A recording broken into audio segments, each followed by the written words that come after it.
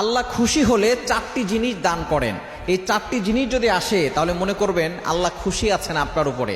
এক নম্বর, যাদের কন্যা সন্তান আসে আল্লাহ তাদেরকে খুশি হয়ে কন্যা সন্তান দান করেন। কিন্তু অনেক মানুষ কন্যা সন্তান হলে রাগ হয়ে যায়।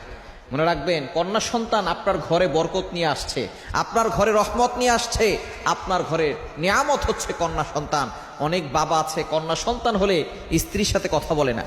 তোমার পেটে ছেলে সন্তান নাই, খবরদার এই ধরনের কথা কখনো বলবেন না। আল্লাহ যাকে চান ছেলে সন্তান দান করেন, যাকে চান কন্যা সন্তান দান করেন, যাকে চান ছেলেও দেন না মেয়েও দেন না। আল্লাহ পাক রব্বুল আলামিন বন্ধা করে রাখেন।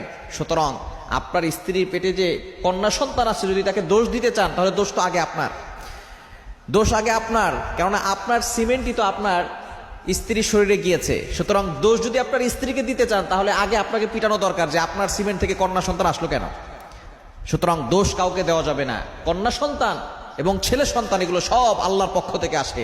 এক নাম্বার, আল্লাহ তাআলা কন্যা সন্তান দান করেন যার উপরে আল্লাহ খুশি হন।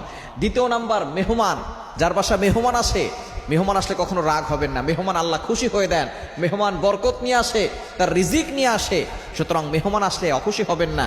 অনেক মানুষ আছে মেহমান আসলে মেহমানকে দেখতে পারে না। খবরদার, আপনার বাসায় যদি মেহমান আসে মনে করবেন আল্লাহর পক্ষ থেকে বরকত এসেছে, নিয়ামত এসেছে। তিন নাম্বার, বৃষ্টি আল্লাহর পক্ষ থেকে নিয়ামত। অনেক সময় আমরা বৃষ্টিকে গালিগালাজ করি, বৃষ্টি আসলেই আমরা বৃষ্টিকে অনেক সময় গালিগালাজ করি। খবরদার, কখনো বৃষ্টিকে গালিগালাজ করবেন না। আবহাওয়া ওয়েদারকে কখনো গালিগালাজ করবেন না। শীত পড়লে শীতকে গালিগালাজ করি, আবার বেশি গরম পড়লে সূর্যকে গালিগালাজ করি। মনে রাখবেন, পৃথিবীর সব সৃষ্টি কিন্তু আল্লাহর। আপনি আল্লাহর কোনো সৃষ্টিকে গালিগালাজ করবেন না। অবশ্যই বৃষ্টি আল্লাহর পক্ষ থেকে রহমত। অনেক মানুষ বৃষ্টি আসার পরে বৃষ্টিকে গালি দেয়।